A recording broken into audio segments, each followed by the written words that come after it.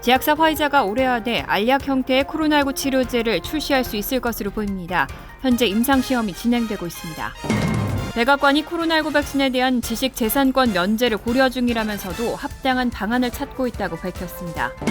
바이든 대통령이 오늘 취임 후 첫 의회 연설에서 수천억 원대 무상 보육 정책을 포함한 미국 가족 계획을 홍보합니다. 코로나19 사태의 여파로 연방정부의 리얼 아이디법 시행이 또 연기됐습니다. 한 원격 의료업체 대표가 드레스를 입은 10대 개인 남학생을 조롱했다가 온라인에서 거센 비판을 받았습니다.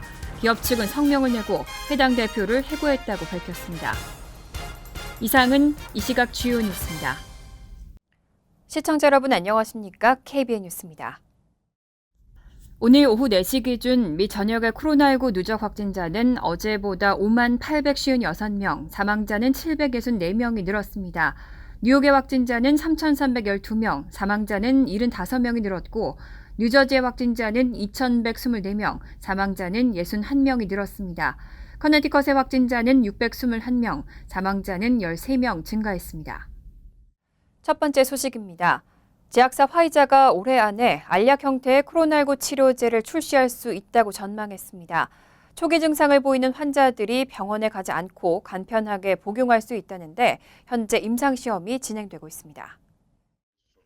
엘버트 블라 화이자 최고 경영자는 어제 CNBC 방송에 출연해 코로나19 치료를 위한 경구용 항바이러스제의 임상시험이 잘 진행돼 식품의약국에 사용 승인을 받는다면 연말까지는 미 전역에 보급할 수 있을 것이라고 밝혔습니다.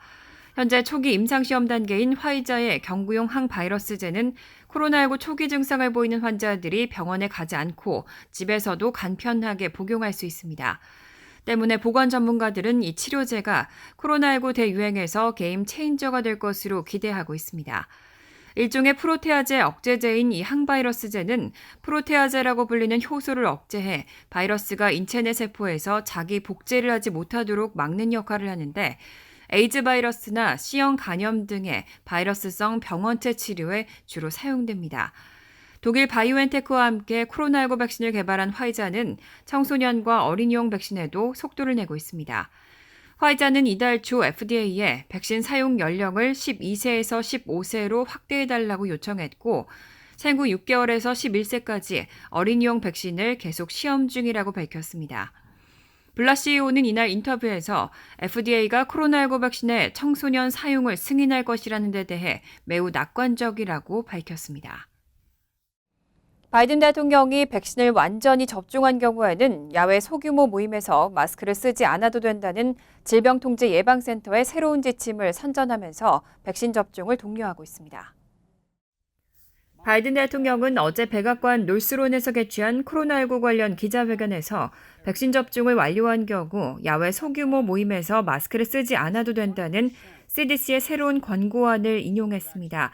그러면서 결론은 명확하게 백신을 맞으면 실내뿐만 아니라 실외에서도 더 많은 일을 더 안전하게 할 수 있고 미국인들이 백신을 더 많이 맞을수록 미국은 더 빨리 정상화할 수 있다고 강조했습니다. 이어 백신 접종보다 더 쉬운 일은 없고 백신을 맞으면 마스크 없이 야외에 갈 수 있다고 독려했습니다.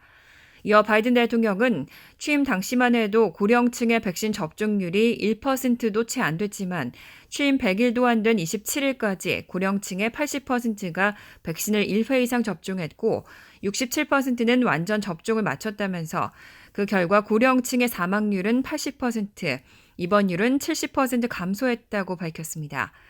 앞서 어제 로셀 월렌스키 CDC 국장은 백악관 기자회견에서 백신을 완전 접종한 경우 야외 소규모 모임에선 마스크를 착용하지 않아도 된다고 발표했습니다.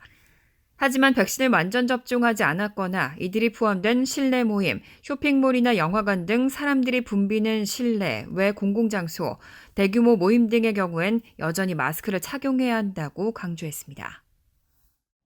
세계 여러 나라들이 백신 공급 부족으로 어려움을 겪고 있는데요. 백악관이 코로나19 백신에 대한 지식재산권 면제를 고려 중이라면서도 합당한 방안을 찾고 있다고 밝혔습니다. 젠사키 백악관 대변인은 어제 브리핑에서 전 세계의 가장 저렴한 비용으로 백신 생산 공급을 극대화하기 위한 방안을 고려하고 있다고 밝혔습니다.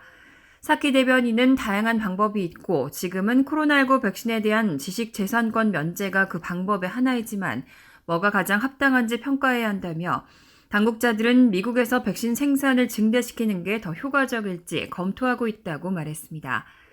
미국이 주도하는 코로나19 백신에 대한 지재권 적용 중단으로 개발도상국까지 이를 공유할지, 미국 내 백신 생산량을 늘려 이를 다른 나라와 공유할지 정책 검토를 하고 있다는 의미입니다.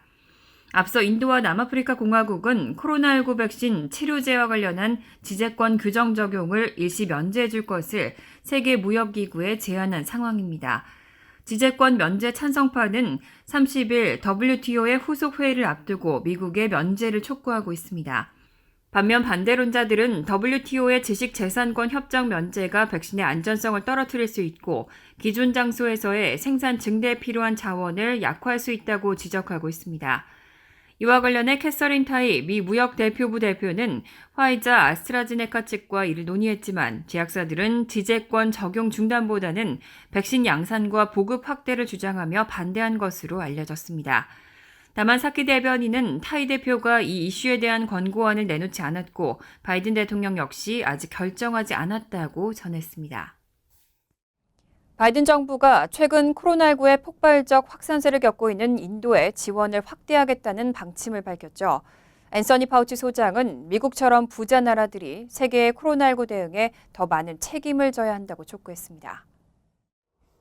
코로나19 방역 책임자인 국립알레르기 전염병 연구소 앤서니 파우치 소장은 오늘 가디언과의 인터뷰에서 세계적 팬데믹에 적절히 대응할 유일한 방법은 세계적 대응을 하는 것이라며 세계적 대응이란 전 세계적인 형평성을 뜻한다고 말했습니다.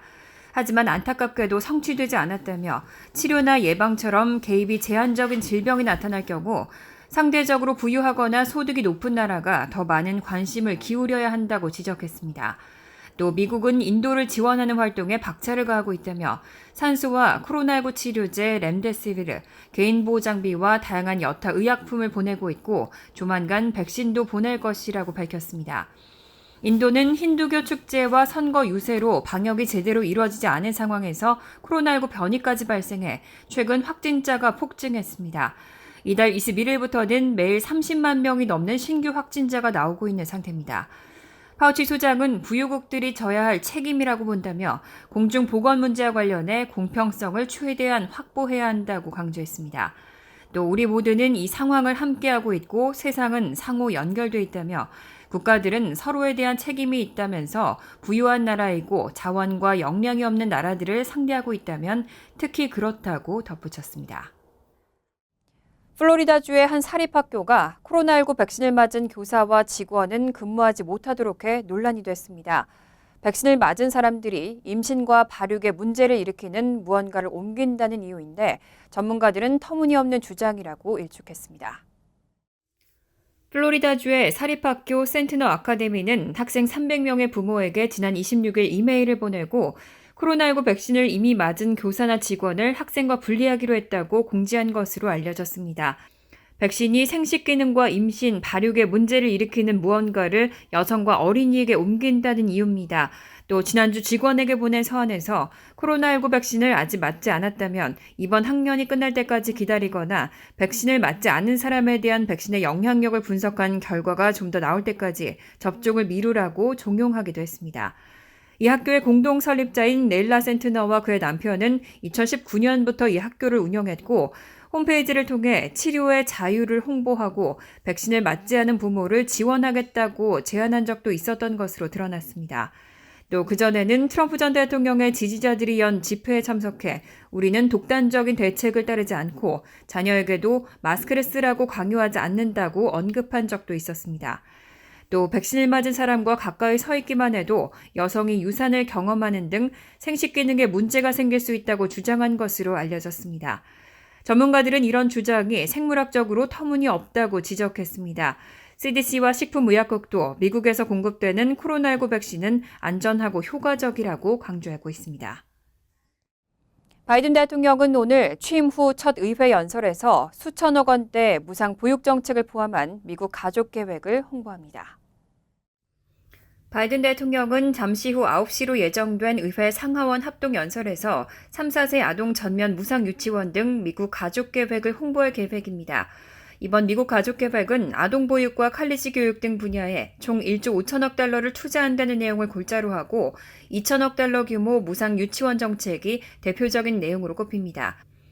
AP통신은 이번 패키지를 통해 약 500만 명의 어린이가 혜택을 볼 전망이며 가정당 13,000달러의 절약 효과가 있다고 설명했습니다. 교사 등 유치원 직원 최저 시급 15달러 등 정책도 포함됩니다. 이를 위한 세원은 미국인 1%에 해당하는 부유층의 증세로 마련될 것으로 보입니다. 아울러 코로나19 부양 차원의 건강보험 보조금 확대를 2022년까지 연장하는 내용도 포함될 것으로 보입니다. 바이든 대통령은 월 300달러 규모 아동 세액공제 만료 시한을 기존 2022년에서 2025년으로 연장하는 방안도 검토했다고 알려졌습니다. 반면 낸시 펠로시 민주당 하원의장이 추진해온 처방약값 인하는 이번 패키지에는 포함되지 않을 것으로 보입니다. 아울러 진보파인 버니 샌더스 의원의 메디케어 연령 확대 방안 포함 여부도 관심을 집중시키고 있습니다. 한편 통상 미 대통령이 의회 연설을 할 때 유사시를 대비해 두는 지정 생존자는 이번에는 없을 것으로 보입니다. 젠사키 백악관 대변인은 정례 브리핑에서 내각은 그들 자택이나 사무실에서 지켜볼 것이라며 지정 생존자는 필요 없다고 설명했습니다. 코로나19 사태의 여파로 연방정부의 리얼 아이디법 시행이 또 연기됐습니다. 당초 오는 10월 1일 전면 시행될 예정이었는데 2023년 5월 3일로 한 차례 더 연기됩니다. 어제 국토안보부는 신분증 위조, 변조 등을 방지하기 위한 리얼 아이디법 전면 시행일을 오늘 10월 1일에서 2023년 5월 3일로 한 차례 더 연기한다고 발표했습니다. 알레한드로 마요르카스 국토안보부 장관은 코로나19 상황 때문에 주민들이 새 신분증을 위해 주 총무처 시설에 가는 것이 어렵다며 연기 배경을 설명했습니다. 또 리얼 아이디법 시행일 연기를 통해 각주 총무처가 신분증 발급 시설을 다시 열기까지 시간을 더 주고 시행일 이전에 모든 주민에게 리얼 아이디를 발급해 줄 수 있도록 할 것이라고 말했습니다. 리얼 아이디법은 2001년 9.11 테러 발생 후 신분증 위조, 변조 및 신원 도용 방지를 목적으로 2005년 제정됐고 애초 2018년 1월부터 전국적으로 시행할 예정이었습니다. 하지만 일리노이를 비롯한 일부 주에 적용 유예가 허용됐고 2020년 10월 전면 시행하려던 일정은 코로나19로 인해 1년 더 늦춰진 바 있습니다. 리얼 아이디는 합법적인 신분을 증명할 수 있어야 발급됩니다. 현행 시스템대로 각 주정부가 발급하는 운전면허증과 신분증의 경우 리얼 아이디법 시행일부터는 주내에서는 공식 신분증으로 인정되지만 항공기 국내선 탑승과 연방정부가 관리하는 건물 출입 등에는 사용할 수 없습니다.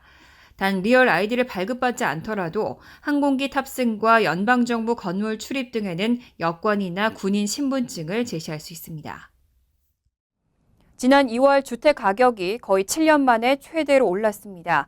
1년 전보다 무려 11.9%가 뛰었는데 매물은 적고 수요가 급증한 데 따른 급상승세입니다. 어제 공개된 S&P 코어로지 케이스 실러의 2월 주요 도시 20 주택 가격 지수는 1년 전보다 11.9% 뛰어 2014년 3월 이후 가장 큰 상승폭을 기록했습니다. 이 지수는 지난 1월에도 11.1% 뛰었는데 전문가들의 예상대로 2월에도 급상승세가 이어졌습니다. 20개 전도시에서 상승했고 이 중 애리조나주 피닉스가 17.4%, 샌디에이고 15.4%, 시애틀 15.4%로 상승세가 높았습니다.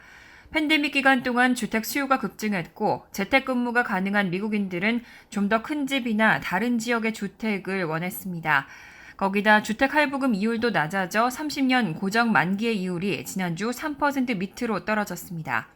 반면 이런 수요 증가와는 반대 방향으로 사람들은 팬데믹 기간 동안 집을 팔려고 내놓는 것을 꺼려해 매물은 부족했습니다. 하지만 부동산 업소에 매물로 내놓은 집의 수가 늘기 시작했다는 진단이 나오기 시작하면서 공급 부족이 조금 해소될 전망도 나옵니다. 그럴 경우 주택가격 급증세는 누그러질 수 있습니다. 지난주 상무부는 신축주택의 판매량이 3월에 전달보다 거의 21%나 뛰어 2006년 이후 최고치를 기록했다고 밝혔습니다. 다만 구축주택의 판매량은 시장에 나온 매물이 적어 3월에 연속 2달 떨어졌습니다. 한 원격 의류업체 대표가 드레스를 입은 10대 게이 남학생을 조롱했다가 온라인에서 거센 비판을 받았습니다. 기업 측은 성명을 내고 해당 대표를 해고했다고 밝혔습니다. 원격 의료업체 비스웰의 최고 경영자 샘 존슨이 최근 게이 남학생 달튼 스티븐스와 그의 남자친구 제이콥 게티맨을 조롱하는 영상이 소셜미디어에서 확산됐습니다. 게티맨이 촬영해 틱톡 등에 올린 영상을 보면 존슨은 지난 24일 무도회가 열리던 테네시 호텔 정원을 지나다 드레스를 입은 달튼을 보고는 정말 역겨워 보인다는 등 남자는 정장을 입어야 한다고 말했습니다. 고교 졸업반인 스티븐스는 내 옷은 내가 정하니 가던 길을 가라고 했지만 존슨은 다시 스티븐스를 따라가며 멍청이처럼 보인다고 조롱했고 이런 장면을 찍고 있던 게티맨의 카메라도 잡아채려 했습니다. 큰 충격을 받은 스티븐스는 드레스를 입은 남성이 사람들의 주목을 받을 것이라고는 잘 알고 있었다면서도 요즘 같은 시대에 누군가가 직접 다가와서 그런 말을 할 것이라고는 정말 생각도 못했다고 토로했습니다. 그의 남자친구 게티맨도 각자 생각이 있을 수 있지만 마음속으로 해야 한다면서 사람들이 있는 곳에서 10대 학생에게 공개적으로 수치를 줄 필요는 없다고 말했습니다. 이런 내용이 지난 주말 사이 소셜미디어에서 빠르게 공유되고 재생산되며 성인이 어린 10대 학생이자 성소수자를 차별했다는 논란을 낳았고 결국 존슨의 해고로 이어졌습니다. 비스웰은 어제 성명을 내고 샘 존슨의 행위를 명백하게 규탄한다면서 그를 CO직에서 해고하기로 했다고 밝혔습니다. 간추린 소식입니다. 바이든 대통령은 어제 전국에서 가장 인구가 많은 카운티 가운데 하나인 휴스턴 지역의 보안관을 불법 이민 단속과 추방을 담당하는 이민 세관 단속국 국장으로 지명했습니다. 에드 곤잘레스 지명자는 노련한 현장 경험을 가진 보안관으로 그동안 트럼프 전 대통령의 강경한 반이민 정책을 날카롭게 비판해온 인물로 알려졌습니다. 곤잘레스 신임 ICE 국장은 의회 인준을 통과하면 2만 명의 직원들과 연간 80억 달러의 예산을 집행하는 기관의 수장으로 일하게 됩니다. 뉴저지주의 최악의 미제 사건으로 남았던 살인 사건의 진범이 드러났습니다. 교도소에 수감 중인 74세 리처드 코팅엄이 1974년 10대 소녀들을 납치해 며칠 동안 성폭행한 후 모텔 욕조에 빠뜨려 살해했다고 시인했습니다. 코팅엄은 100건에 달하는 살인사건을 저지른 정황이 있지만 뉴욕과 뉴저지에서 공식적으로 확인한 것은 이번에 드러난 1974년 사건을 포함해 11건입니다. 코팅엄은 머리와 사지를 절단해 몸통만 남겨 이른바 몸통 살인범이라고도 불렸고 다른 살인사건으로 종신형을 받아 복역 중입니다. 이내 난동에 무관용 대응을 천명한 연방항공청이 술에 취해 난동을 피운 여객기 승객에게 잇따라 과태료를 부과했습니다. AP통신에 따르면 연방항공청은 지난 1월 4일 IT발 보스턴행 젯블루 항공 여객기에서 술을 마시고 난동을 피운 승객에게 3만 1,750달러의 과태료를 결정했고 술에 취해 승무원을 때리려는 신용을 한 또 다른 승객에게는 16,750달러의 과태료 처분을 결정했습니다. 연방항공청은 운항 중인 항공기에서 난동을 피우거나 승무원을 위협하는 행위에 대해 지난 1월부터 무관용 원칙으로 대응하고 있고 최고 3만 5천 달러의 과태료, 기소 시 징역형을 받을 수 있습니다. 뉴욕주 상하원은 지난 26일 2035년까지 모든 신형 승용차와 트럭을 전기 자동차로만 판매하도록 하는 법안을 통과시켰습니다. 법안은 2035년까지 내연기관을 엔진으로 하는 모든 신형 승용차와 트럭의 판매를 금지하고 전기차만 판매하도록 하고 있습니다. 또 중형 및 대형 차량도 2045년까지 전기차만 판매하도록 하고 있습니다. 환율과 증권 소식입니다.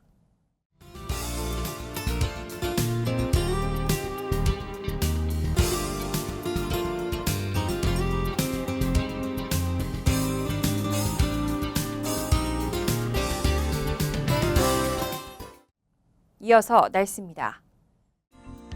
목요일은 흐린 가운데 때때로 소나기가 내리겠습니다. 낮 최고 기온은 75도, 섭씨 24도, 밤 최저 기온은 59도, 섭씨 15도로 예상됩니다. 금요일은 화창하겠지만 가끔 구름이 끼겠습니다. 토요일은 화창하겠습니다. 이상으로 KBN 뉴스를 마칩니다. KBN과 함께 즐거운 저녁 되시기 바랍니다. 미 동부 최대 한인방송 KBN이 제작하는 KBN 뉴스는 웹사이트 mykbn.com 그리고 유튜브와 페이스북에서 다시 보실 수 있습니다. 좋아요, 구독, 알림 설정은 뉴스 제작에 큰 도움이 됩니다.